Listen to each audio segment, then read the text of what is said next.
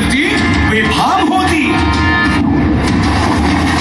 महाराजांची कीर्ती बेफाम, भाल्या भाल्यांना फुटला घाम.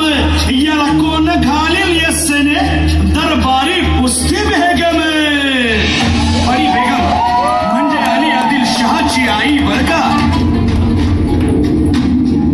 नजर येत तिच्या अंगार, दरबार झाला गपगार. कोणी घेईना पुढाकार, साऱ्यांनीच मानली हार. ठोकून शिवबाला टाकतो चिरडून.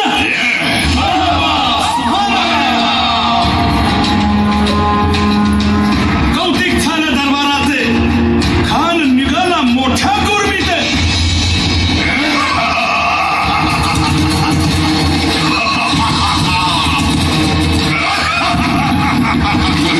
त्याचं गोड दळ पायदळ, फौज फाटालही बक्कळ. अंगी 10 हातीचं पळ, पाहणारा खप छळछळ.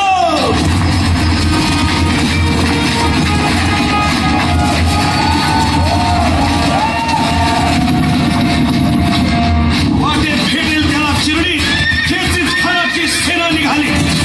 गावं लुटली, देवळं उद्ध्वस्त केली, आया बहिणींची आबरू लुटली. कोण कोण रोखणार हे वादळ.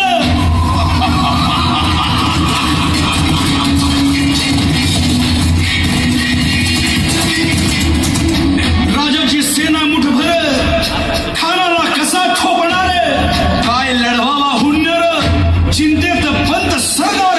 महाराज आपला जीव मोलाचा आहे, खानाचं सैन्य अफाट आहे, त्याच्यासमोर आपलं टिकावं लागणं अवघड आहे. काही दिवसांसाठी आपण कुठेतरी अज्ञातस्थळी निघून जाऊ. काय म्हणालत रायबा. मासाहेब आम्हाला आमच्या जीवाची पर्वा नाही, राजांचा जीव वाचणं गरजेचं आहे.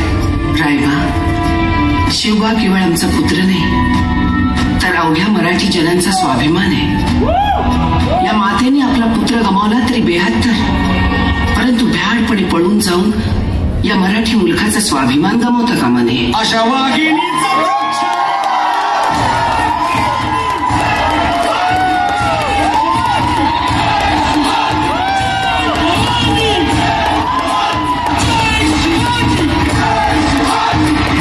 मासाहेब आपला पुत्र आणि मराठी मुलकाचा स्वाभिमान विजय टिळा लावूनच परत येईल. अशा वाघिणीचा त्यो छावा, गनिमाला कसा ठेचावा. डोक्यात नेहमी कावा, भेटीचा धागा सांगावा.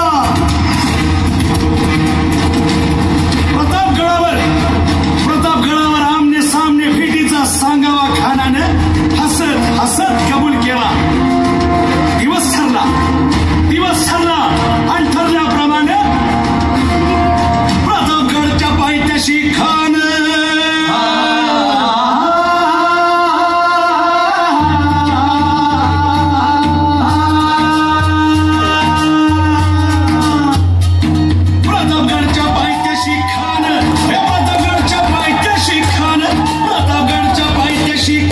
आला बेगुमान नाही त्याला जाण. शिवाजी राजाच्या करामतीची, शिवाजी राजाच्या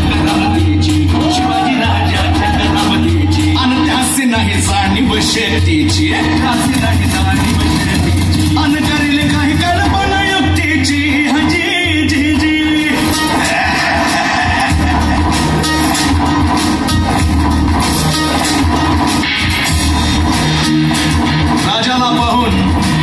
राजाला पाहून खान म्हणतो कसा.